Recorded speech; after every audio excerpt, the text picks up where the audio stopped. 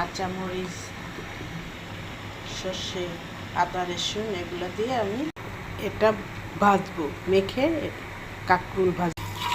এটা ভাজতে এটা ভাজবো। কাঁকরুল আদা বাটা, রসুন বাটা, মশলা দিয়ে, পেঁয়াজ দিয়ে একদম ডিম তাপে আস্তে অল্প তাপে আস্তে আস্তে কাঁকরুল ভাজতেছি। অল্প তাপে আস্তে আস্তে কাঁকরুলটা ভাজবো।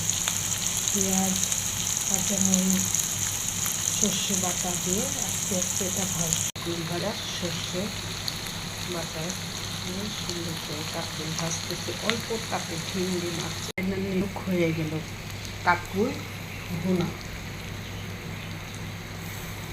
পেঁয়াজ দিয়ে, সর্ষে দিয়ে, বাদাম দিয়ে কাঁকরুল ভুনা ফাইনালি হয়ে গেল।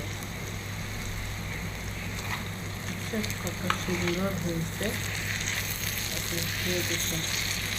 গরম ভাতের সাথে, পানি ভাতের সাথে, পরোটার সাথে অনেক মজা লাগে। জিরা দিলে দিয়ে, না দিলে চলবে, সমস্যা নেই।